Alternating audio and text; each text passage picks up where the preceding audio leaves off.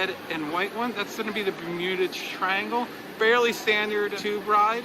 Not much going on with it, double tubes, but you can sit solo in one of them. Gets a little crazy in some of the turns, but pretty gentle for the most part. Not very scary. As you can see, it's a very gentle course down the way.